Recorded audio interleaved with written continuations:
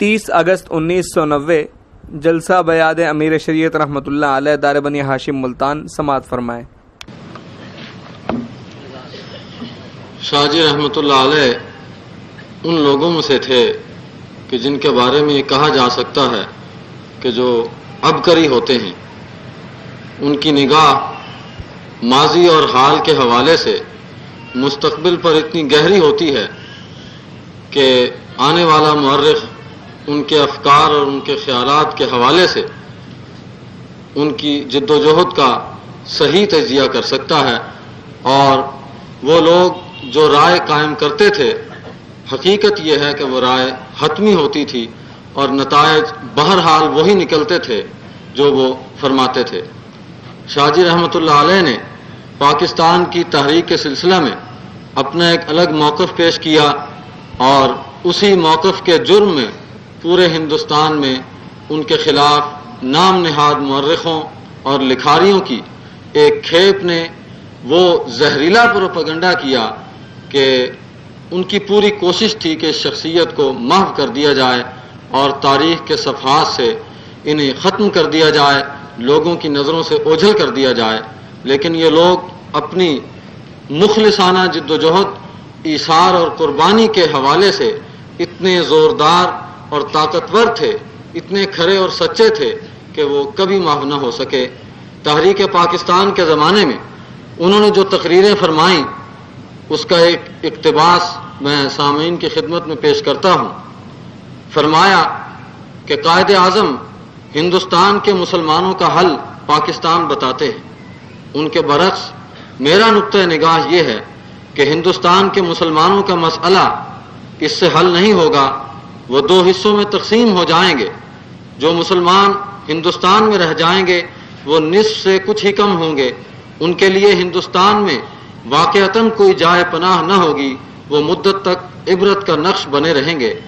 قدرت کارساز ہے اور اللہ کے بھیدوں کو جاننا انسانی اختیار میں نہیں، لیکن مجھے اندیشہ ہے کہ ہندوستان میں مسلمانوں کے لیے جینا محال ہو جائے گا۔ امراء بہرحال پاکستان چلے جائیں گے، عام لوگ تقسیم و تاراج ہو کر آئیں گے، ہندوستان کے سارے مسلمان پاکستان میں نہیں کھپ سکتے اور نہ پاکستان انہیں کھپا سکے گا۔ اس لیے ہمیں اپنے ان مسلمان بھائیوں کے متعلق بھی سوچنا چاہیے جو پاکستان بننے کے بعد ہندوستان میں زندگی گزارنے پر مجبور ہوں گے۔ اور سنو، تقسیم ہندوستان ہی نہیں ہوگا، پاکستان بھی ہوگا۔ یہ بازار جہاں میں آج بول رہا ہوں ایک ویرانہ بننے والا ہے۔ مجھے محسوس ہوتا ہے چاروں طرف آگ لگی ہوئی ہے، قافلے آ رہے ہیں اور قافلے جا رہے ہیں۔ ہندوستان مسلمانوں کے لیے ایک زندہ قبرستان ہے، تقسیم ہوئی تو امرتسر تک کا علاقہ ہندوستان لے جائے گا۔ پاکستان پر رفتہ رفتہ وہی لوگ قابض ہو جائیں گے جو آج بھی انگریز کے غمخوار و نمکخوار ہیں۔ یہ امراء کی ایک جنت ہوگی، لیکن 99% عوام کے لیے یہی شب و روز ہوں گے۔ اسلام ایک مسافر کی طرح ہوگا۔ میں مسلمانوں میں تصادم نہیں چاہتا، نقطہ نگاہ کی بات ہے۔ قائد اعظم مسلمان جماعتوں کی ایک مجلس مشاورت بلائیں، مجھے اپنے نقطہ نگاہ پر قائل کر لیں تو میں ان کا سپاہی ہو جاؤں گا۔ مجھے کیا لینا ہے؟ کچھ نہیں،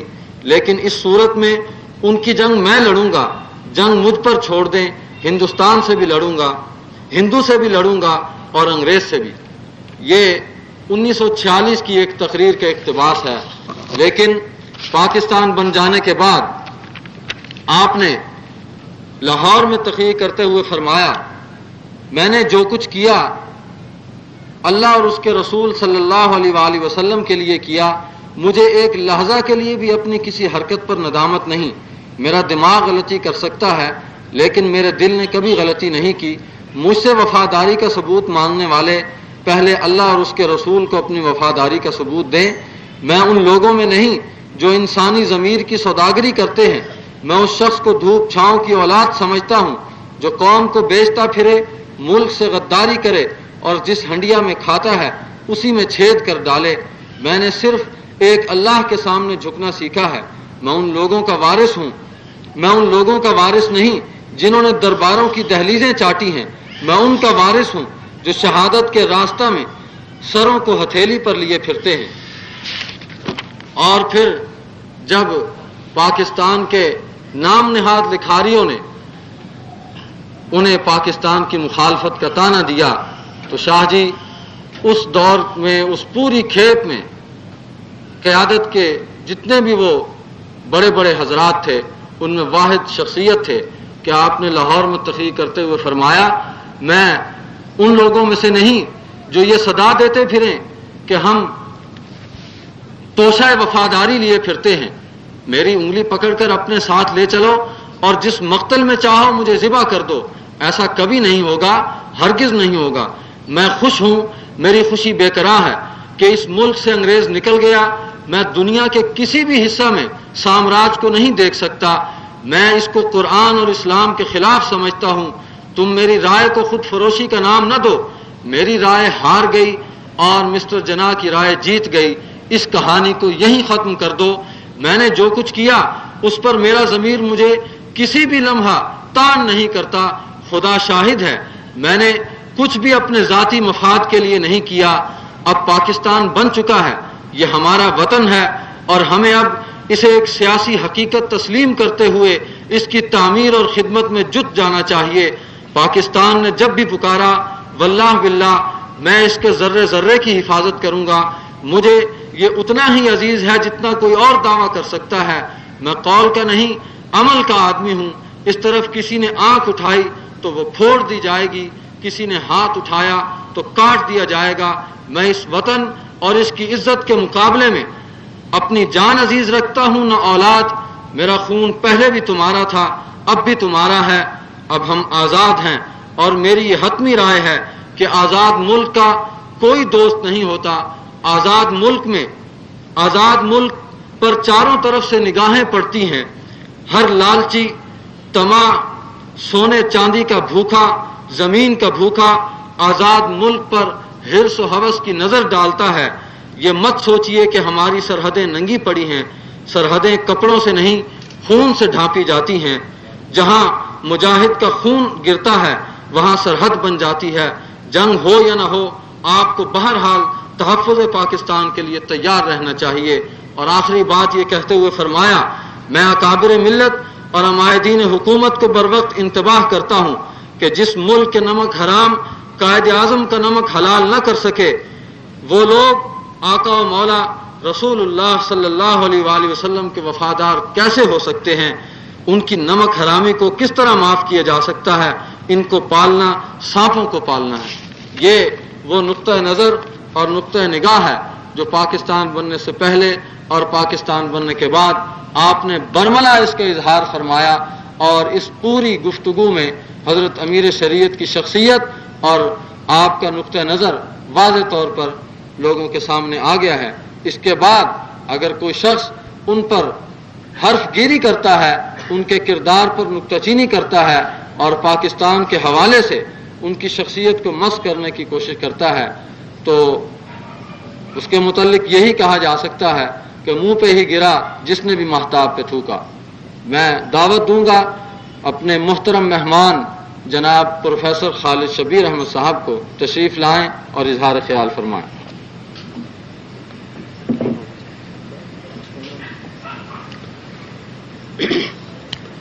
جناب صدر گرامی قدر، معزز سامعین، چودھری افضل حق علیہ رحمت نے محبوب خدا کے دیباچے میں ایک فقرہ تحریر فرمایا کہ اعتراف عظمت کے لیے بھی باعظمت ہونا ضروری ہے۔ یہ بات بالکل صحیح اور درست ہے۔ جب میں اس فقرے کے حوالے سے اپنی طرف دیکھتا ہوں اور پھر سید عطا اللہ شاہ بخاری علیہ رحمت کی عظیم شخصیت کی طرف دیکھتا ہوں تو اپنے دامن میں سوائے سیاکاریوں کے اور گناہوں کے اور کچھ نہیں پاتا۔ میں تو فقط سید عطا المومن شاہ بخاری، جن کے لیے میرے دل میں بہت احترام ہے، ان کے حکم کی تعمیل میں حاضر ہوا ہوں، اور میں یہ سمجھتا ہوں کہ امیر شریعت سید عطا اللہ شاہ بخاری کی عظمت اور ان کی بڑائی کی ایک دلیل یہ بھی ہے کہ آپ کے فرزندوں نے اس دور انحطاط میں بھی دنیا داروں کی طرح اپنے مسلک اور اپنے موقف کا سودا نہیں کیا اور وہ اپنے باپ کے مشن پر اسی جافشانی کے ساتھ گامزن ہے اور اپنی کٹیا میں مطمئن ہیں. شاید کہ وہ لوگ اپنے محلات میں بھی مطمئن نہ ہوں جو یہ چاروں بھائی اپنی کٹیا میں مطمئن ہیں، اور محض اس لیے کہ ان کا ضمیر مطمئن ہے. اور حضرت شاہ صاحب علیہ رحمت فرمایا کرتے تھے کہ جس کا ضمیر مطمئن ہو وہ پوری دنیا سے جنگ لڑ سکتا ہے. اور ہم یہ اپنی آنکھوں سے دیکھ رہے ہیں کہ ایسا ہے کہ جن کو اپنے خدا پر اعتماد ہوتا ہے انہیں اپنی ذات پر اعتماد ہوتا ہے. اور یہ اعتماد کی دولت جو بھی امیر شریعت سید عطا اللہ شاہ بخاری کے ذرا قریب ہوا اسے حاصل ہوئی. یہ بھی ان کی بہت بڑی بڑائی. باقی رہا یہ یاد منانے کی بات، اس کی غرض و غایت بھی بیان ہو چکی ہے. اور میرا تو مسئلے کے سلسلے میں بقول شورش یہی ہے کہ نہ ہم نے کبھی ان کو بلایا ہے نہ کبھی یاد کیا ہے. اور بقول فیض، کب یاد میں تیری یاد نہیں، کب ہاتھ میں تیرا ہاتھ نہیں، سچ شکر کے اپنی راتوں میں اب ہجر کی کوئی رات نہیں. امیر شریعت سید عطا اللہ شاہ بخاری جامع الصفات قسم کی شخصیت ہے. اور یہ بات بالکل مجھ سے پہلے مقررین نے درست فرمائی کہ ان کی کس کس خوبی کا ذکر کیا جائے. ان کی شجاعت کے تذکرے کیے جائیں، ان کی خطابت کی بات آپ تک پہنچائی جائے، ان کی ایثار اور قربانی کے تذکرے کیے جائیں، ان کی شفقت اور محبت کی داستانیں سنائی جائیں. وہ کون سی انسانی خوبی ہے جو ان کے اندر بدرجہ عدم موجود نہیں تھی؟ تو پھر ہم جیسے قاصر لوگ ان کی کیا بڑائی بیان کر سکتے ہیں؟ اور پھر صورتحال یہ کہ گردش زمانہ نے جیسے جیسے ہمیں سیاسی قذاقوں کے حوالے کر دیا، امیر شریعت سید عطا اللہ شاہ بخاری کی شخصیت کی گرفت دل و دماغ پر اتنی ہی زیادہ شدید سے شدید تر ہوتی چلی جا رہی. اور بقول اسلم انصاری ہم کبھی کہتے ہیں یہ بات، دوستوں میں بیٹھ کر بھی کہتے ہیں، اکیلے میں بھی گنگناتے ہیں کہ کہاں گئے وہ جنوں آشنا وہ دیوانے، کہاں گئے وہ جنوں آشنا وہ دیوانے، بڑے اداس ہیں یارو فرت کے ویرانے،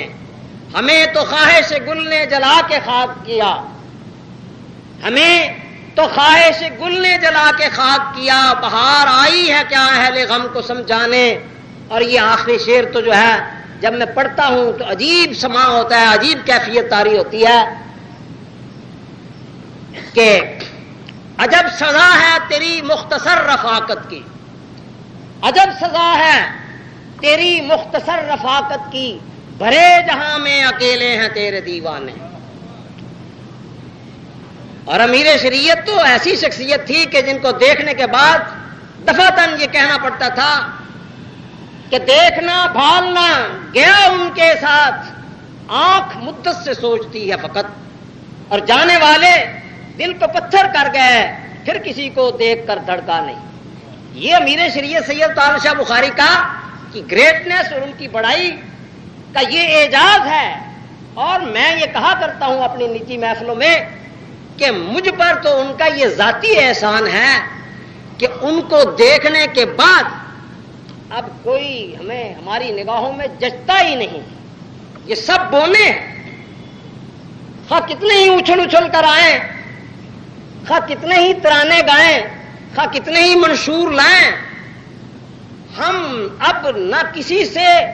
متاثر ہوتے ہیں اور نہ کسی سے مرعوب. سید عطا اللہ شاہ بخاری کا یہ ذاتی احسان ہے ہم پر کہ اب ہم نہ کسی سے متاثر ہوتے ہیں اور نہ مرعوب. اور پھر دوسری بات کہ یہ ان کی شخصیت کا اثر ہے کہ ہم جب بھی بات کرتے ہیں فقط اور فقط خدا پر اعتماد کرتے ہوئے کرتے ہیں، یہ سمجھتے ہوئے کرتے ہیں کہ جتنے ارد گرد کے لوگ ہیں ان میں سے کوئی ہمارا ساتھ نہیں دے گا، اس لیے کہ ساتھ تو فقط خدا کی ذات ہے جو دیا کرتی ہے، اور وہی ساتھ جو ہے وہ میں کافی ہے۔ سید تعالی شاہ بخاری علیہ رحمت کے بارے میں مجھے یہ اعزاز ضرور حاصل ہے کہ میں دہلی کے اندر اس کانفرنس میں موجود تھا جس کے اقتباس یہاں پڑھ کر سنائے جا رہے تھے۔ اس وقت میں فتح پوری مسلمائی اسکول میں 7ویں جماعت کا طالب علم تھا، اور مجھے والد محترم اپنے ساتھ لے گئے تھے، اور وہ پنڈال کا نقشہ مجھے آج بھی یاد ہے، دہلی کی جامع مسجد اور لال قلعے کے درمیان ایک بہت بڑا پارک، اردو پارک کے نام سے، اور وہ سٹیج جو جامع مسجد کی طرف تھی، اور سٹیج سیکرٹری جو تھے وہ شیخ حسام الدین تھے، اور شیخ حسام الدین رحمۃ اللہ علیہ نے تقریر کرنے سے پہلے یہ کہا تھا کہ میں احرار رضاکاروں کو حکم دیتا ہوں کہ آج کے جلسے کی زیادہ توجہ کے ساتھ حفاظت کی جائے، اور جو سر جہاں سے اٹھے اسے وہیں کچل دیا جائے، اور یاد رکھیں کہ کلہاڑی سیدھی پڑنی چاہیے، الٹی نہیں، نتائج کا میں ذمہ دار۔ یہ فکرہ آج بھی میں دیکھ رہا ہوں۔ تو اسی جلسے کے اندر شاہ صاحب علیہ رحمت نے فرمایا تھا، جب وہ تشریف لائے، ایک بات انہوں نے یہ کہی کہ بھئی آپ سب لوگ جو ہے وہ درود پڑھیں، خود بھی درود پڑھنا شروع کر دیا، اور تقریباً آدھ گھنٹہ شاہ صاحب درود پڑھتے رہے، اور مجمع سے بھی کہتے رہے کہ آپ بھی درود شریف پڑھیں۔ اور جب یہ سلسلہ ختم ہوا تو فرمانے لگے کہ یہ میں نے ایسا کیوں کیا ہے، اس لیے اتنا بڑا مجمع، کل کو اگر میں یہ نہ کرتا تو کل کو اخبارات میں یہ آتا تھا، آ جاتا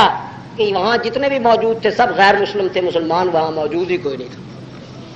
یہ بھی انہوں نے فرمایا تھا۔ اور پھر ان کی تقریر میں یہ بات بھی تھی کہ بھائی میرے، مجھے پاکستان کے بن جانے کا اسی قدر یقین ہے جس قدر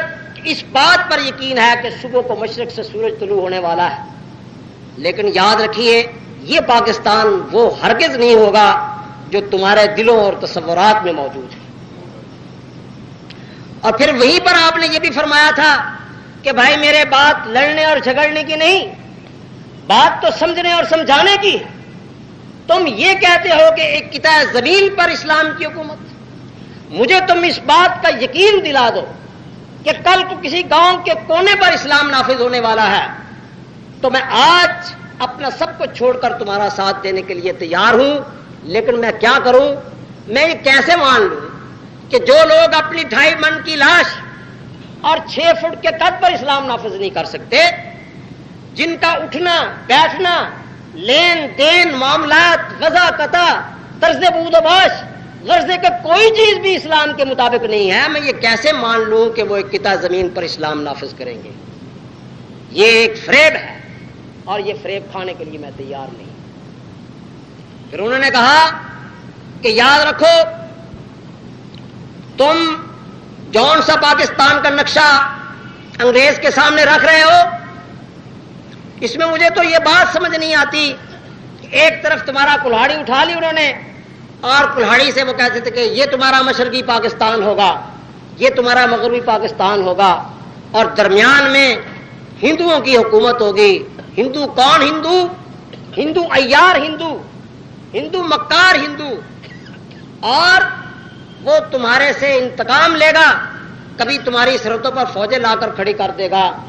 کبھی تمہارے دریاؤں کے پانی بند کر دے گا، اور تمہاری حالت یہ ہوگی کہ بوقت ضرورت ایسٹ پاکستان والے ویسٹ کی مدد نہیں کر سکو گے، ویسٹ پاکستان والے ایسٹ پاکستان کی مدد نہیں کر سکو گے، اور وہاں پر حکومت ہوگی چند خاندانوں کی، چند وڈیروں کی، جگیرداروں کی، غریب غریب سے غریب تر ہوتے چلے جائیں گے، اور امیر سے امیر تر ہوتے چلے جائیں گے۔ یہ ان کی تقریر کے وہ اقتباس ہیں جو میں نے خود وہاں پہ سنے۔ میں یہ آپ سے سوال کرتا ہوں کہ اس پاکستان کی اگر اس وقت انہوں نے مخالفت کی تھی جو سارا کا سارا ہمارے سامنے، پھر یہ کون سا انہوں نے گناہ کیا تھا؟ کیا آج جو پاکستان کی حالت ہے اس سے آپ لوگ مطمئن ہیں؟ جس طرح سے ہماری رہنمائی کا فریضہ سر انجام دیا جا رہا ہے، کیا یہ صحیح اور درست ہے؟ اندرون ملک صورتحال جو ہے وہ آپ پر واضح ہے، بیرون ملک جو ہے حالات اتنے گمبھیر ہیں کہ کبھی کبھی تو سوچ کر آدمی جو ہے وہ کانپ اٹھتا ہے۔ ایسے حالات میں امیر شریعت سید عطا اللہ شاہ کے مشن کو زندہ رکھنے کی اشد ضرورت ہے، اور میرے خیال میں سب سے بڑی ضرورت جو ہے ان کے اس نصب العین کو واضح کرنے کی ہے جو نصب العین حکومت الہیہ کے نام سے موسوم ہے، کیونکہ اس وقت موجودہ وقت میں جمہوریت ایک بڑی قوت کے ساتھ آپ کے سامنے ہے، اور پوری قوم اس جمہوریت کی دلدل میں جو ہے وہ پھنسی ہوئی ہے۔ اس دلدل سے نکالنے کا صرف ایک ہی طریقہ ہے کہ عوام کے سامنے حکومت الہیہ کا نصب العین جو ہے بڑی تفصیل کے ساتھ پیش کیا جانا چاہیے، خصوصیت کے ساتھ اسلام کا جو تصور امانت ہے اس کی نشر و اشاعت جو ہے وہ کرنا بہت ضروری ہے۔ قرآن پاک کی سورہ نور کی آیت نمبر 59 میں مفسرین نے لکھا ہے کہ اسلام کا تصور امانت میں بنیادی بات یہ ہے کہ مسلمان کی کوئی چیز جو بظاہر اس سے منسوب ہے، جو اس کی ہے وہ بھی حقیقتاً اس کی نہیں۔ انسان کے جسم کے اعضاء سے لے کر اقتدار تک کوئی چیز جو ہے وہ مسلمان کی نہیں۔ آنکھیں جو اس کی ہیں حقیقتاً اس کے پاس خدا کی امانت ہے، اور یہ اس بات کی دلیل یہ ہے کہ خدا نے اپنی تعلیمات میں احکامات میں یہ بات فرما دی، اس آنکھ سے یہ نگاہ یہاں تو پڑ سکتی ہے، یہاں پڑے گی تو اس کے لیے تم سزا کے مستحق ہو۔ آنکھوں کی بصیرت، قوت سماعت، سونگنے کی قوت۔ مجھے وہ واقعہ یاد آ جاتا ہے حضرت عمر بن عبد العزیز رحمۃ اللہ علیہ کا، کہ جب وہ آئے خلافت کے تخت پر متمکن ہوئے تو انہوں نے اعلان کیا کہ شاہی خاندان جو ہے اس کے پاس جتنے بھی عطریات ہیں قیمتی جو بیرون ملک کے لوگوں نے ان کو دیے ہیں وہ ان کی ذاتی حیثیت میں انہوں نے وصول نہیں کیے، وہ ملک کے حکمران کی حیثیت سے ان کو دیے گئے، لہذا وہ عطریات جو ہیں وہ بیت المال میں جمع کرائیں۔ تو وہ عطریات جب اکٹھے کر لیے گئے اور ان کی نیلامی کا وقت آیا تو آپ آئے اور آپ نے اپنے ناک پر کپڑا باندھ لیا، تو پوچھنے والوں نے کہا کہ حضرت یہ کیا؟ تو فرمانے لگے کہ خوشبو کا کام تو یہی ہے نا کہ اس کی خوشبو سے آدمی محظوظ ہو، تو اگر میں اس خوشبو سے محظوظ ہوتا ہوں تو یہ بھی میرے نزدیک جو ہے امانت میں خیانت ہے۔ جنہوں نے کام کرنا ہوتا ہے خدا ہمارے سامنے اس قسم کے لوگ جو ہے وہ لاتے ہیں۔ کوئی چیز آپ کی ذاتی، آپ کے افکار، آپ کا دماغ، آپ کا جسم کا ایک ایک حصہ، آپ کے ہاتھ، آپ کے پاؤں، آپ کے ہوتے ہوئے بھی آپ کے پاس جو ہے وہ خدا کی امانت ہے۔ جس طرح سے خدا چاہتا ہے آپ اس کو اس طرح سے استعمال کرنے کے پابند ہیں۔ اسی طرح سے آپ کی دولت، بظاہر آپ اس کے مالک ہیں لیکن حقیقتاً وہ آپ کی نہیں ہے، وہ آپ کے پاس خدا کی امانت ہے۔ یہی تو وجہ ہے کہ وہاں دین کے علماء بتاتے ہیں کہ تبذیر کیا ہوتی ہے، جس پر ایک سنگل پائی آپ خرچ نہیں کر سکتے، کریں گے تو گناہ گار ہے۔ اس جہاں میں سزا نہیں ہوگی تو اگلے جہاں میں سزا ہوگی۔ اسراف، جائز خرچ پر ضرورت سے زیادہ خرچ کرنا، یہ بھی گناہ ہے۔ فقہاء نے مسئلہ لکھا ہے کہ وضو میں اگر آپ پانی جو ہے ضرورت سے زیادہ استعمال کرتے ہیں تو یہ بھی اسراف کی ذات میں آتا ہے۔ گھر کوئی آ جاتا ہے مہمان، آپ 6 کھانے پکاتے ہیں تو یہ بھی اسراف میں شامل ہے۔ تو اس کے بعد انفاق، تیسرا خرچ ہے کہ خدا کی رضا کے لیے وہ خرچ، آپ کروڑوں روپے خرچ کر دیں، آپ کو اس بات کی اجازت ہے۔ آپ کے جسم کے اعضاء، آپ کی دولت سے لے کر آپ کے اقتدار تک کوئی چیز بھی آپ کی نہیں ہے۔ یہ کیسے ہو سکتا ہے کہ ایک آدمی کو غلط نگاہ ڈالنے کی دین اسلام جو ہے وہ اجازت نہ دیتا ہو، لیکن حکومت کے تخت پر بیٹھ کر اس کو منمانی ماننے کی اجازت دیتا ہو؟ یہ کیسے ممکن ہے؟ میں سیرت کی کتابوں میں جب یہ واقعہ پڑھتا ہوں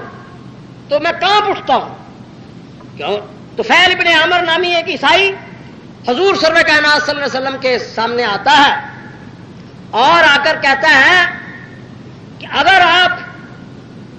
مجھے اس بات کا یقین دلا دیں کہ آپ کی وفات کے بعد یہ سلطنت جو ہے یہ میرے تصرف میں ہوگی، آپ کے بعد اقتدار مجھے مل جائے گا، تو میں آج اپنے تمام قبیلے کے ساتھ مسلمان ہونے کے لیے تیار ہوں۔ تو یاد رکھیں، اس فکرہ کو نوٹ کریں۔ تو آپ نے ارشاد فرمایا کہ جس سلطنت کی باغ ڈور کا تم قصہ بیان کر رہے ہو، اس سلطنت کی باغ ڈور تو خود میرے ہاتھوں میں نہیں ہے، میں تیرے ہاتھوں میں کیسے دینے کا عہد کر لوں؟ تو اب مجھے بتائیں کہ جب اسلامی حکومت کے اقتدار کی باغ ڈور جو ہے وہ سرور کائنات کے ہاتھ میں نہیں ہے، وہاں بھی اگر آپ کہہ دیں کہ میں آج شاید نہیں کھاؤں گا تو وہی آ جاتی ہے کہ یہ کیسے آپ نہیں کھائیں گے، تو یہ تو سند ہو جائے گی قیامت تک کے لیے۔ آپ نے اگر قسم بھی کھا لیا تو کفارہ ادا کریں اور شاید کھانا شروع کریں۔ اگر آپ وعدہ بھی کر لیتے ہیں مسجد ضرار میں جا کر 2 رکعت نفل پڑھنے کا، تو وہی آ جاتی ہے کہ آپ وہاں نہیں جا سکتے۔ یہ تو تخریبی اڈا ہے جو دین اسلام کے خلاف استعمال ہوتا ہے، آپ نہیں وہاں پہ جا سکتے۔ کہنے کا مطلب یہ ہے کہ اقتدار، اسلام میں اقتدار جو ہے وہ صرف اور صرف خدا کی ذات کے ساتھ منسوب ہے۔ قرآن پاک میں 22 مقامات پر کم و بیش اس بات کا ذکر موجود ہے کہ اقتدار میں کوئی دوسرا شریک نہیں ہے، اور خدا کے ساتھ ذات اور صفات میں کسی کو شریک کرنا یہ گناہ عظیم ہے، اسی کو شرک کہا گیا۔ تو مجھے یہ بتائیں آپ کہ یہ دن رات ریڈیو ٹیلی ویژن اخبارات والے یہ شور مچاتے ہیں کہ پیپل پارٹی کی حکومت، مسلم لیگ کی حکومت، فلاں جماعت کی حکومت، کوئی کہتا ہے میری حکومت، کوئی کہتا ہے تیری کیوں میری کیوں نہیں، اس میں خدا کی حکومت کا ذکر جو ہے وہ کون کرے گا؟ خدا کی حکومت کا ذکر کرنے کی اس دور میں اشد ضرورت ہے، اس لیے کہ خدا کی حکومت کا ذکر کرنے کے بعد ہی ہم امیر شریعت سید عطا اللہ شاہ بخاری کے اس مشن کو جو ہے آگے بڑھا سکتے ہیں۔ اور جیسا کہ دوسرے مقررین نے اپنی تقریروں میں کہا کہ کسی بڑے انسان کو خراج تحسین پیش کرنے کا بہترین طریقہ یہ ہوتا ہے کہ اس کے نسب العین کو آگے بڑھایا جائے، اس کے نقش قدم پر چلا جائے۔ تو سید عطا اللہ شاہ بخاری کا نسب العین، جہاں اور بہت سے نسب العین تھے، آزادی وطن ان کا نسب العین تھا، ختم نبوت کی حفاظت ان کا نسب العین تھا،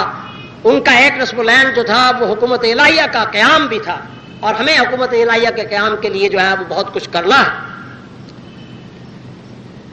کہنے کو تو بہت کچھ کہا جا سکتا ہے، ان کے اوصاف اتنے طویل ہیں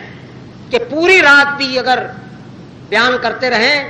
تو وہ ختم ہونے کو نہیں آتے، لیکن اب وقت چونکہ بہت زیادہ ہو چکا ہے اور میرے بعد بھی کچھ بزرگوں نے بیان کرنا ہے، تو میں شاہ صاحب کے ساتھیوں کا ذکر، شاہ صاحب کا ذکر جو آغا شورش کاشمیری نے بڑے عجیب انداز میں کیا ہے، وہ اشعار آپ کے سامنے پیش کر کے آپ سے رخصت ہوتا ہوں۔ انہوں نے کہا کہ شورش کہاں گئے وہ بزرگان نیک نام، شورش کہاں گئے وہ بزرگان نیک نام، افضل حبیب شیخ بخاری ابوالکلام، ایثار کے چمن کی بہار ان کا بانک پن، ایثار کے چمن کی بہار ان کا بانک پن، میدان رشتہ خیز میں شمشیر بے نیام، اردو ظفر علی کی نگارش سے مالا مال، اردو ظفر علی کی نگارش سے مالا مال، روح سواد ایشیا اقبال کا پیام، افضل خدا کی رحمتیں اس کے مزار پر، افضل خدا کی رحمتیں اس کے مزار پر، وہ شخص تھا جماعت احرار کا امام۔ اور کیا خوبیاں جمع تھی بخاری کی ذات میں، کیا خوبیاں جمع تھی بخاری کی ذات میں، جس نے ہلا کے رکھ دیا انگریز کا نظام۔ ہم نے تو جد و جہد سے منزل کو پا لیا، لیکن اڑا کے لے گئے سب کچھ نمک حرام۔